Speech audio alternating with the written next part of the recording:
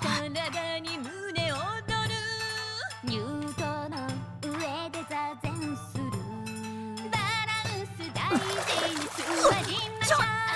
備はできてるぞ。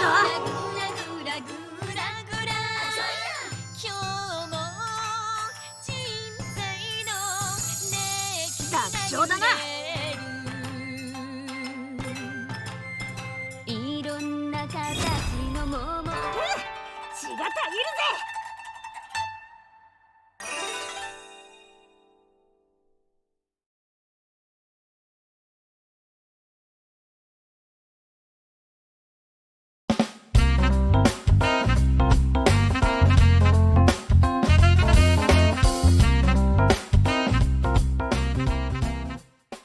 Hello everybody and welcome to today's video.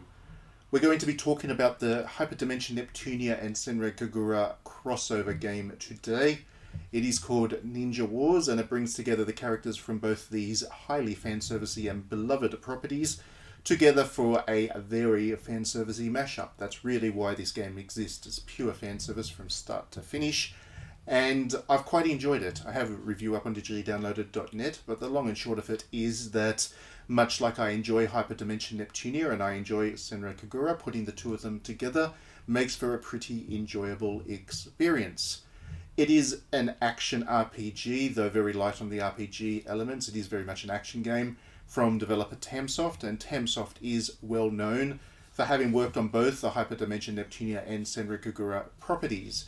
Tamsoft has developed numerous of the action RPGs within the Neptunia series and has worked on a lot of the 3D stuff with Senran Kagura. So it does make sense that they are the developer to handle this, and they really have put everything that they know into these two properties into this game. It is, like I said, it is a very enjoyable game. I do have a review up on digitally-downloaded.net, but I want to use this video to, I guess, question the ongoing viability of both these properties, and I do so out of complete love, as I think anybody that follows this channel knows I am a very big fan of Neptunia in particular. I certainly hope that it remains relevant for a long time into the future, but after playing this I just wonder about where they could possibly go next. So I know I'm going to get some downvotes for simply the title of this video, but I do want to have a more nuanced discussion about it because this comes from the perspective of being a fan. I think it is worth talking about because I do think that both properties do need some kind of new look in order to continue their relevance and to continue to entertain us. And I think that this game in particular has really hit the limit of what they can do with the current direction for Neptunia and Senran Kagura. Now, I will say up front that I do think that this is the best spin-off of the two properties in terms of how the games play that we've seen to date. Tamsoft is a very experienced developer with both properties, as I've said before, but because they work on such limited budgets, they've rarely been able to create a game that you would say belongs to the upper echelons of the action RPG genre. And I certainly wouldn't say that this is going to be remembered as a great game by any means, but it does play nicely. It's very smooth. The characters have a good range of attacks and abilities at their disposal. They do feel different from one character to the next, so you get to play with your favourite character and it feels meaningful that you've chosen that character. So all of that really works nicely in the game's benefit. There are supers that you can build up to. You can swap between characters mid-battle, which you often need to do for strategic reasons because they start to lose health and whatever. And the patterns of the enemies fit the mold nicely for an action RPG in that there will be enemies that have ranged attacks and you need to duck around the frontline fighters to try and get to those. And just generally speaking, it is a nicely constructed action RPG. About the only issue I had with it in terms of how it played was that the camera was a little bit slow sometimes when you were surrounded by enemies. But even then, it wasn't such an issue because the dodge button is particularly effective in this one. And the dodge button being pretty important to action RPGs these days, they really did focus on getting that right, and they have. So overall, I really enjoyed playing it, and as I was playing, the hours were kind of flying by. It's not the longest game by any means, but my time within it felt comforting, or comforting? Is comforting the right word? That's a good question. My time within the game felt like it was being well used, that I was really engaging with something that I was enjoying because I am a fan of both properties, and as a fan, it was giving me what I kind of wanted. But with that being said, I do need to, again, bring it back to the conversation I want to have with this video. whether these series are now starting to stagnate. I think the problem that Tamsoft faced was that this title as a fanservice spin-off was not the one to reinvent these characters, but at the same time, these characters need a new dimension in order to continue to stay relevant. So, for example, there are so many fourth wall breaking jokes that Neptune throws into this game that, yeah, sure, they're funny and that's part of Neptune's character and her quirk, and that's why we all love the character, or love to hate the character or whatever, but I love the character because of that. That's an important quality, and of course it's there in great amounts, but at the same time, it is the Neptune that I've already played dozens and dozens of games by now. They haven't done anything to really progress her character longer, and as a result, when it comes to this kind of spin-off title, there's nothing really for Tamsoft to work with. If they had new character angles from a new mainline Hyperdimension Neptunia game, then they could tap into that for the spin-off, but they haven't, so that's an issue. Another good example is Blank's chest size. So that's been an ongoing running joke through the Neptunia series for a long time, and of course, because the game brings in the Senran Kagura characters, and they're all very well endowed themselves, Blank's chest size becomes an even greater source of humour. But again, we've seen those jokes so many times at this point, and as funny as they can be, and whatever, and as great of a character as Blanc is, it just feels like they've run out of ideas, and that's not that's not Tamsoft's fault. I don't think the developer was really responsible for this. I think it has more to do with the management of the properties, that the developers have really got themselves stuck into a rut where they don't know where to go next with the properties, the characters, the situations, the game worlds, and because of that, the spin-offs are starting to suffer from a bit of stagnation. The question then becomes, is any of that relevant? And there are a couple of schools of thought here. Firstly, there are some people that believe that Hyperdimension Neptunia and Senran Kagura are dead and over and buried with. They may have really enjoyed the games at the time, but they just don't see any path forward for these series. They were kinds of products of their time as such, and after X number of games on both properties, there isn't really any way to change things or revitalize them, so they're not really that focused on playing more of them, and while they might grab onto them if a new one comes out, they're not following the series that closely anymore. They are still fans of the series, and I do know quite a few of them. It's just that they have felt the stagnation and can't see a way around for it.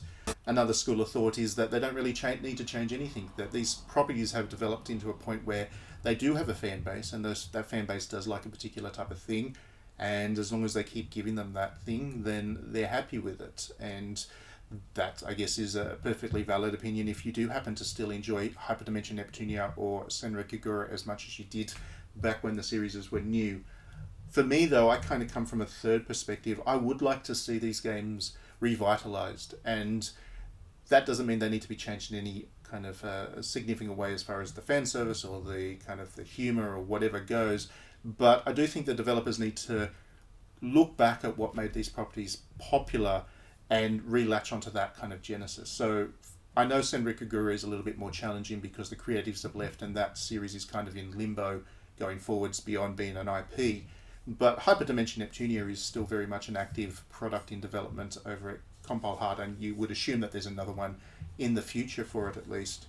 And for me, what they need to do is go back to what was it that people loved about the early era Hyperdimension Neptunia, what got people into that series. And it was the way that the games were metaphors for the console wars. It wasn't the fourth wall breaking humour, or it wasn't the boob jokes at Blanc's expense.